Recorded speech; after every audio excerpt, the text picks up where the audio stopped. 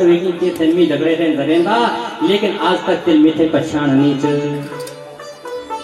आज तक तो मुझे पहचान नहीं पाई। अष्ट सिद्धि नवनिधियां मेरे साथ रहती हैं, वो बात अलग है कि हम बिल्कुल फक्कड़ स्वभाव में रहते हैं। फक्कड़ स्वभाव में हम रहते हैं, वो बात अलग है, नहीं तो अष्ट सिद्धि नवनिधि हमारे साथ रहती हैं। सामने एक सरोवर था, उसी समय मन से एक विमान का निर्माण किया इन्होंने। बोले अभी देख, तुमने कहा है ना कि एक महल, बोले महल से भी सुंदर महल बनाऊंगा। मन से एक सुंदर विमान मंगाया, इस विमान का नाम है कामग। एक सुंदर विमान का निर्माण कराया। देवहूति खनग्वाल पर बैठे। अब देवहूति जी चुपचाप एक किनारे खड़ी हुई थी। देवहूति जी चुपचाप एक किनारे खड़ी हैं। कर्दम ऋषि जी समझ गए। कर्दम ऋषि जी समझ गए कि यह देवहूति इस विमान में जाने से कतरा रही है। क्यों? बलिद सजू भजू महल कन के जानो यख कपड़ा भी नहीं छी। हाँ, अगर मकान बढ़िया बने तो मकान मालिक थे भी सज धज के रहने चढ़ो ना। मकान पर जो 1 करोड़ रुपए लगाई हो तो मकान मालिक थे भी जरा सूट बूट पहन के, तो मकान मालिक ने भी जरा सूट बूट पहन के चकाचक घर में रहने चाहिए। मकान मालिक चिड़िया कपड़े पहन के बैठो घर में तो मकान की शोभा कम हो जाता। मकान मालिक भी जरा चमचमाते हुए रहे। देवहूति जी की मन की बात को समझ गए श्री कर्दम ऋषि महाराज। सामने एक बिंदु सरोवर है। बोले जाओ देवी, इस सरोवर में जाओ, यहां स्नान करो। जैसे ही वहां डुबकी लगाई, वहां पर अनेकों देव कन्याएं उपस्थित हुई और उन देव कन्याओं ने उनका सुंदर श्रृंगार किया। सज धज करके देवहूति बाहर निकली। बोले बैठो देवी। अब उस विमान में बैठ गए हैं दोनों पति पत्नी। 100 दिव्य वर्षों तक वहां पर उन्होंने नित्य विहार किया है। और इस 100 वर्षों में श्री कर्दम और देवहूति जी के यहाँ भगवान की 9 प्रकार की जो भक्ति है, नवधा भक्ति, वह 9 बेटियों के रूप में उत्पन्न हो गई।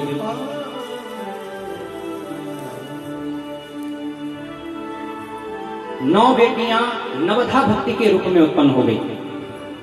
आज कर्दम ऋषि जी को याद आया, बच्चे दिन ब्याह हुआ में हुए दिन बुआल छाई कि मैं जे दिन एक संतान हुई जली वे बाद में तपस्या कनखन चल जानो। यक 9 बेटी हुएगी, मैं जानू जो तपस्या कनखन यक 9 बेटी हुएगी, मैं तपस्या कनखन जानू छू।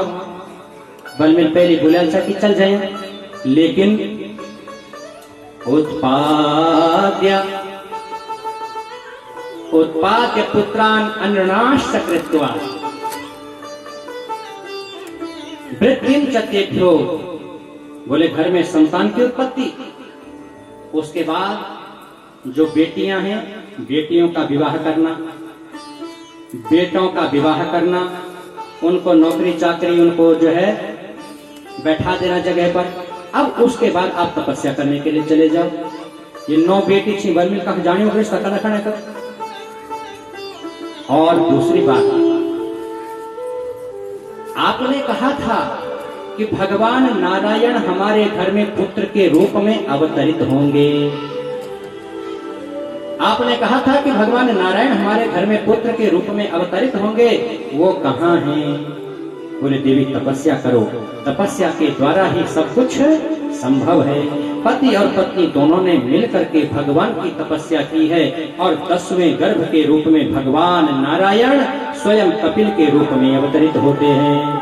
बोले कपिल भगवान की। भगवान कपिल प्रकट हुए हैं।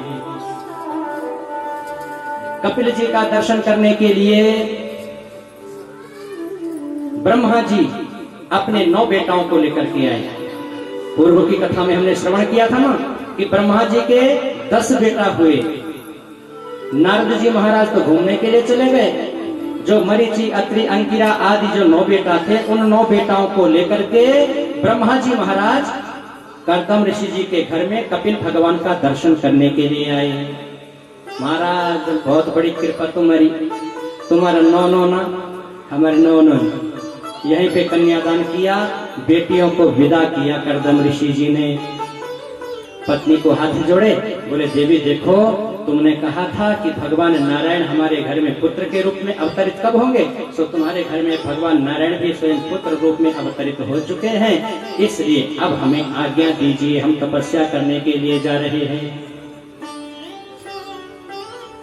बोले महाराज जाइए। कर्दम ऋषि तपस्या करने के लिए चले गए। यहाँ कर्दम ऋषि जी के जो पुत्र हैं कपिल भगवान माँ भगवती देवहूति के साथ नित्य निवास करने लगे। पति देव कह करके गए थे कि तुम्हें यह जो भगवान के रूप में जो तुम्हारा पुत्र है यह तुम्हें ज्ञान देगा। इत गसाल बेगी बलिए थे मी दगड़ रेंदा, लेकिन आज तक ये कभी ज्ञान तो क्या ही नीच ये तुम यार नॉन बन के यार खुचले में रोच। फिर मन में विचार आई, बल ज्ञान तीनों का काम होगा गुरु जी को। ज्ञान देने का कार्य होता है किसका?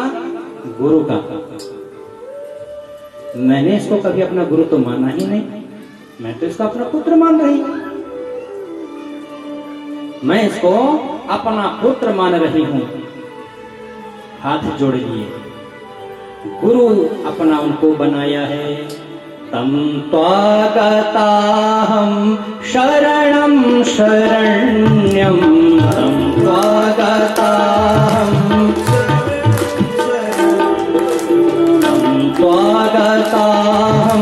शरणं शरण्यं, तम त्वागताहं सप्रेत्य संसार करो कुठारं, सप्रेत्य संसार करो जिज्ञासयाहं प्रकृते पुरुषस्य,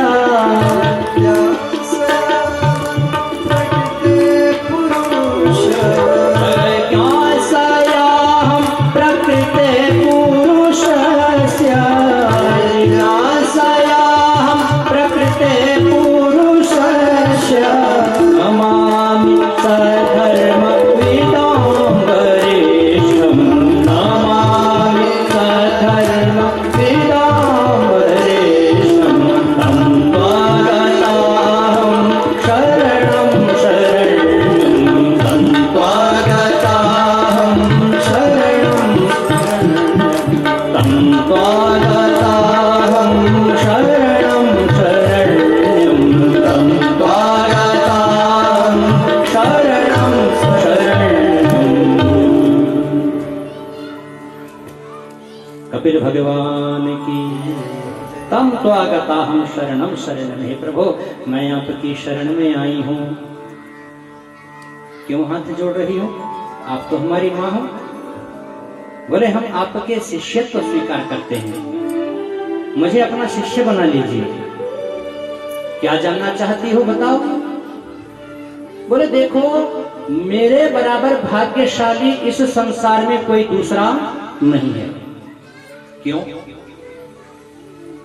सबसे संसार की पहली बेटी होने का सौभाग्य मुझे प्राप्त है।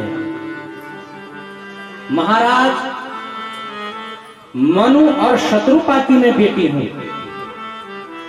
कर्दम ऋषि जैसे तपस्वी मेरे पति, और संसार में जो सारे संसार को चलाने वाले हैं त्रैलोकी नाथ, वह मेरे घर में पुत्र के रूप में तुम आ रखे हो।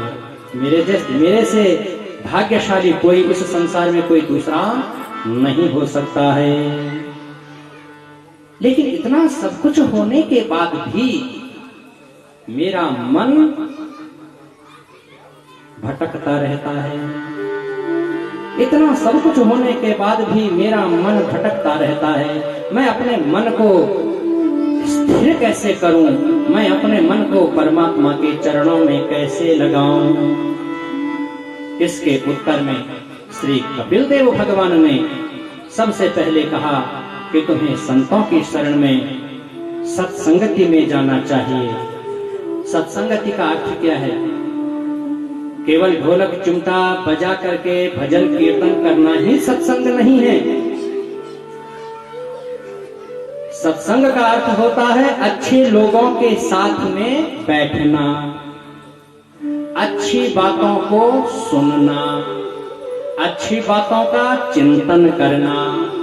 जब हम अच्छी बातों को सुनेंगे तो मन भी पवित्र होगा। देखो, जीवन को अच्छा या बुरा बनाना है ना, तो उसके लिए केवल दो ही दरवाजे हैं।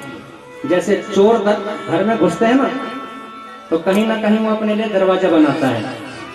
खिड़की फोड़ेगा, छत में से रोशनदान फोड़ेगा, दरवाजा तोड़ेगा। यहीं से तो दरवाजा, जब तक दरवाजा नहीं तब तक अंदर प्रवेश नहीं कर सकता है। तो चोर आपके घर में चोरी करने के लिए आएगा, कहीं न कहीं से अपने लिए रास्ता बनाएगा। उसी प्रकार से जो संसार की बुराइयां हैं वह हमारे अंदर प्रवेश करती हैं, उसके लिए केवल दो ही रास्ते हैं। एक है हमारे कान, एक है हमारे कान और दूसरा है हमारी आंखें। कृष्ण कन्हैया लाल की छीनी लगाए बिल्कुल ना। कृष्ण कन्हैया लाल की।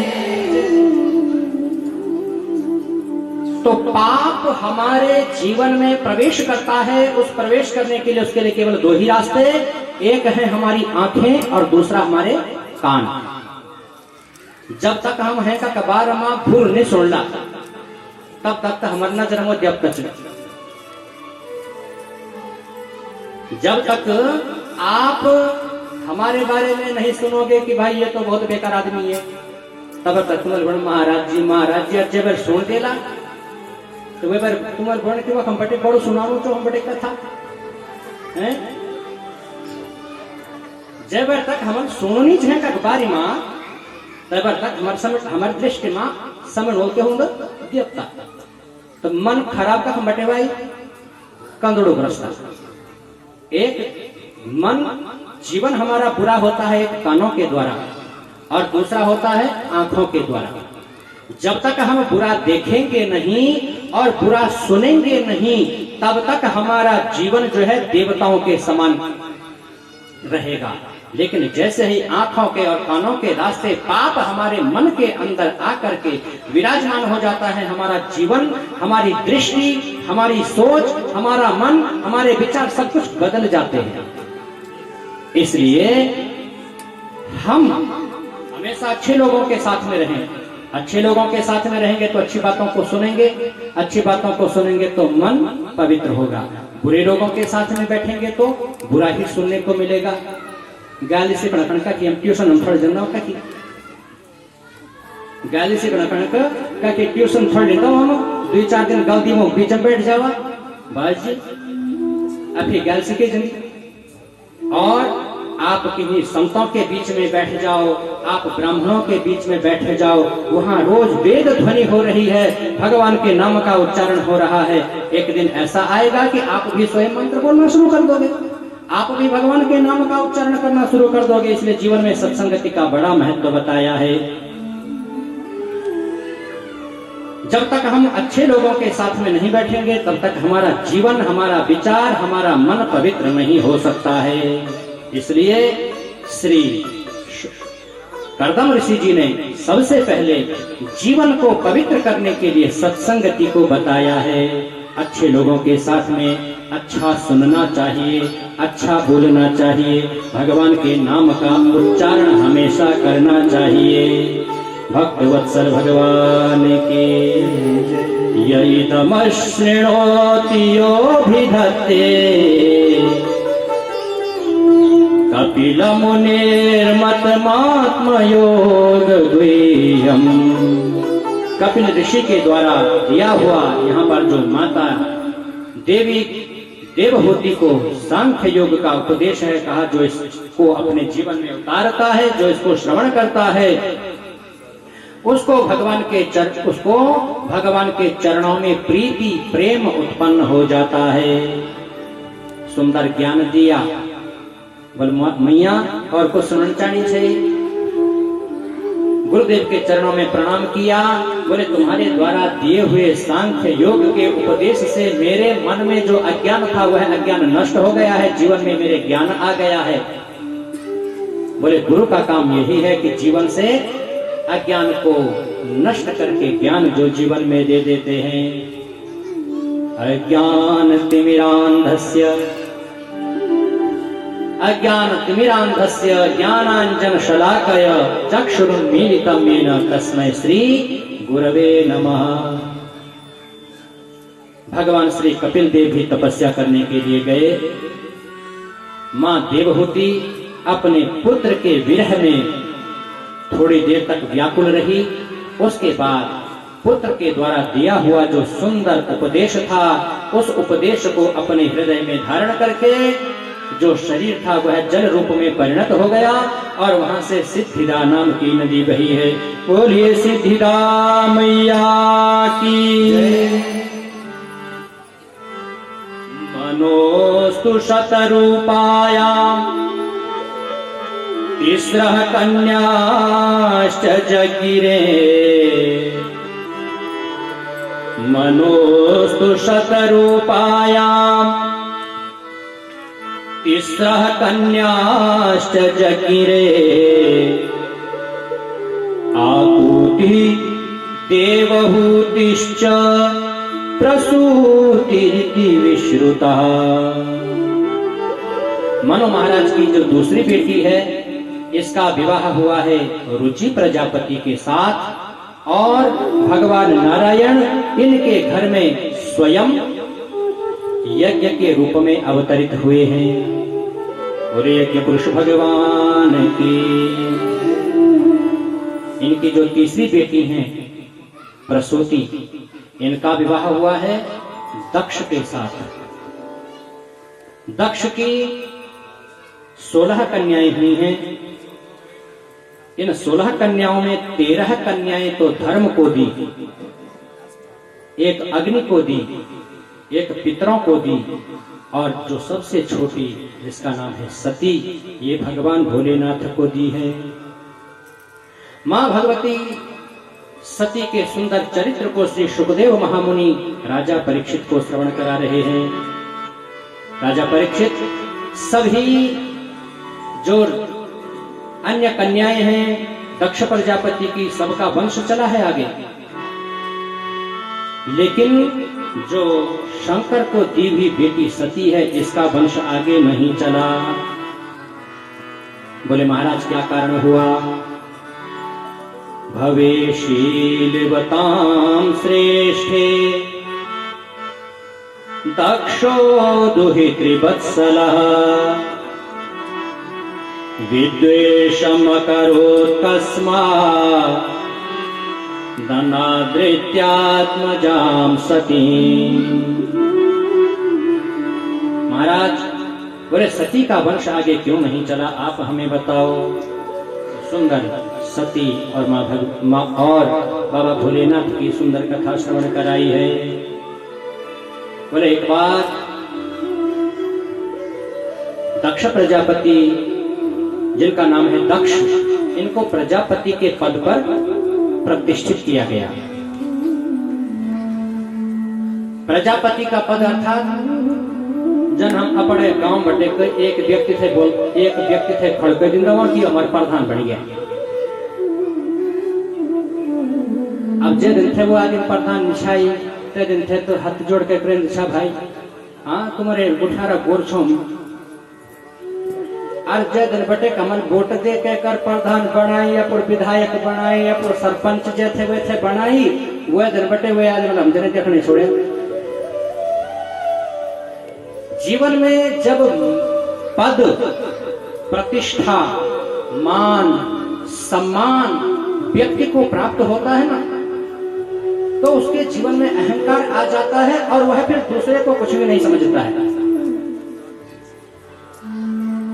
जीवन में पद, प्रतिष्ठा, मान और सम्मान आ जाए और जीवन में अहंकार न आए तो समझ लेना कि परमात्मा की परम कृपा हमारे ऊपर है। परमात्मा की परम कृपा हमारे ऊपर है।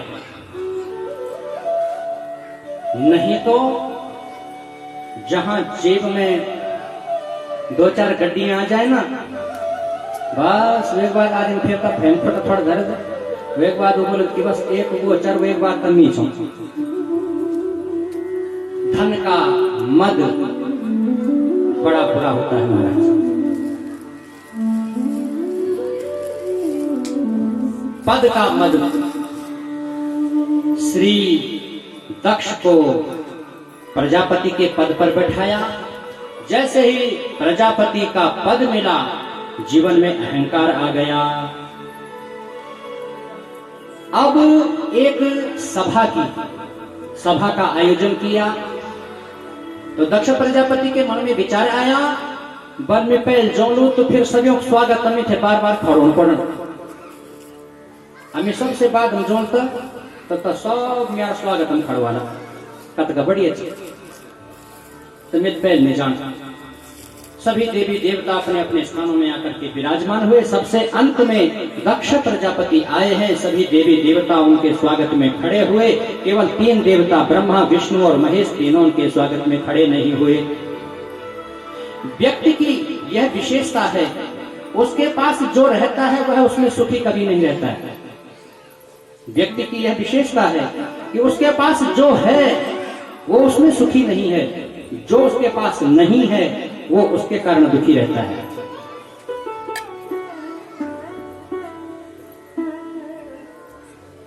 हजारों देवता स्वागत में खड़े हो गए, उसको कोई सुख नहीं। दुख इस बात का है कि ये 3 खड़े क्यों नहीं हुए।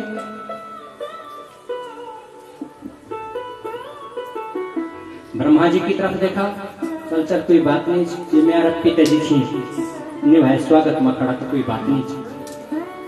विष्णु जी की तरफ दिया खबर, कोई बात नहीं चलो मेरा दादाजी सी, मेरा दादाजी भी अगर मेरा स्वागत में खड़ा नहीं हुआ तो कोई बात नहीं। भगवान भोलेनाथ की तरफ देखा, भगवान भोलेनाथ तो अपने राम में रमे हुए हैं, आंखें बंद करके अपने भजन में बैठे हुए हैं, उनको संसार से कोई मतलब नहीं। बाबा भोलेनाथ की तरफ देखा, बना आंख बंद करके किले बैठे हुए, पक्की बात चकी में थकी खाना खाने बैठे हमारी आंख बंद करके यो आंख बंद करके मीठे दिखाना खाने बैठे हुए, चल बल कोई बात नहीं बैठने दिया। पत्ता बैठे वो हम दुई छाए और खड़ा हुई उन सनका दिया आंखों ए दक्ष देख त्यार जाऊं त्यारे स्वागत में खड़नी भाई। हमारे समाज की भी यही दुर्दशा